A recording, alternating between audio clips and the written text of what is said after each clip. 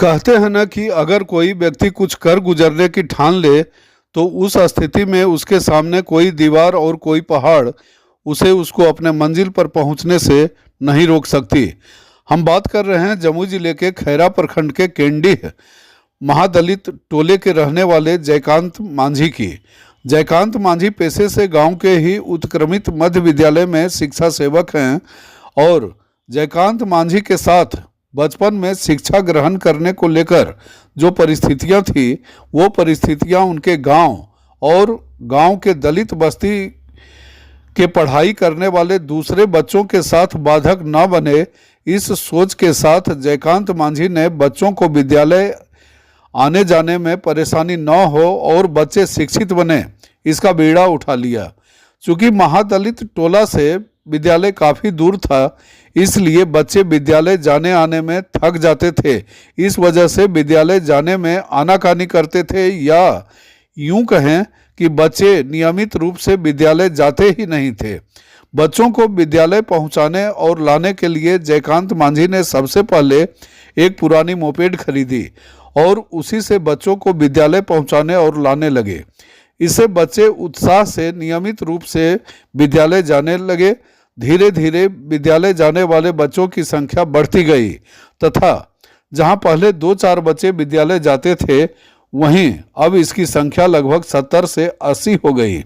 अब बच्चों की बढ़ती हुई संख्या को देखकर जयकांत ने अपने पास जमा पैसे और कुछ पैसे दूसरों से उधार लेकर एक पुरानी ई रिक्शा खरीद ली और अब जयकांत बच्चों को ई रिक्शा से विद्यालय पहुंचाने और वापस लाने का काम कर रहे हैं। सबसे बड़ी बात यह है कि जयकांत इस काम के लिए किसी से कोई शुल्क भी नहीं लेते।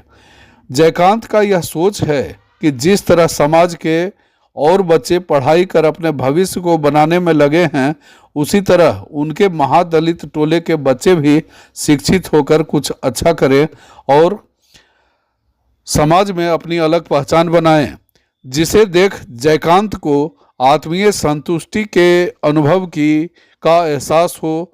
सुनते हैं गांव की एक बच्ची जयकांत मांझी और विद्यालय के प्रभारी को। शिक्षा के क्षेत्र में बच्चे आगे बढ़े और शिक्षित हों, क्या है और कैसा लग रहा है और समाज में क्या इसका प्रभाव पड़ रहा है? बहुत अच्छा लग रहा है कि जयकांत भैया जो हैं वो बच्चों सबको टोटो से स्कूल लेके जा रहे हैं, क्योंकि इनके अंदर जो ये विचार है इससे बच्चे के प्रति शिक्षा और बढ़ेगा और समाज में बहुत सुधार होगा।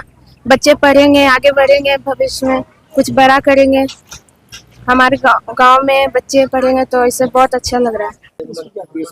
इस विद्यालय में टोला सेवक जी हाँ, बच्चों को अपने ई रिक्शा से स्कूल लाते हैं विद्यालय जी पढ़ने के लिए। आखिर इसके पीछे आपकी सोच क्या है और कहानी क्या है, ये भी बताइए। कहानी ये है, मेरे साथ में जो बीता है हम लोग के साथ में शायद ऐसा न हो, इसलिए हम सोच रहे हैं कि मेरा महादलित का बच्चियाँ जितना भी है सब आगे बढ़े और पढ़े लिखेगा तो आगे बढ़ेगा। और कोई स्कूल नहीं आता था, एक समय का बात बता रहे हैं, हम लोग खुद जाते थे।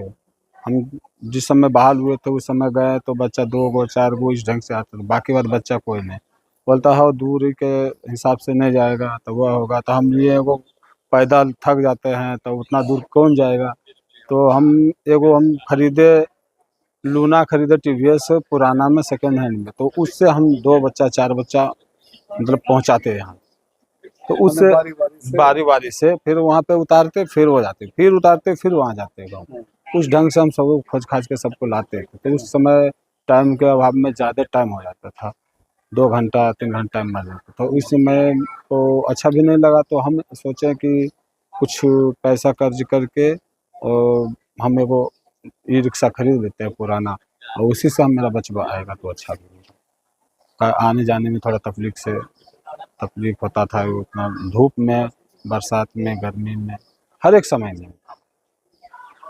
अब क्या सुविधा बच्चों को मिलने लगा है? सुविधा बच्चों को मिलने लगा और पढ़ने में भी रुचि रखने लगे हैं। हाँ।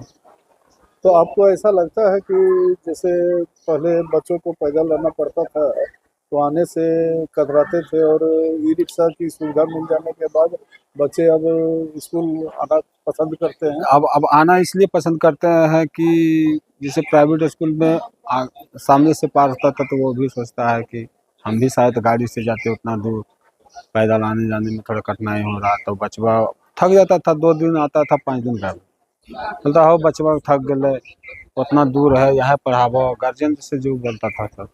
तो हम बोले कि ठीक है, ऐसा सुविधा हम भी सोचते हैं। तो हम अपना मन में बैठे हैं कि हम सोचे कि क्या करना है, तो हम मन में ठान लिए कि नहीं ई रिक्शा खरीद लेंगे, तो जिसका बाद मेरा बच्चा सब।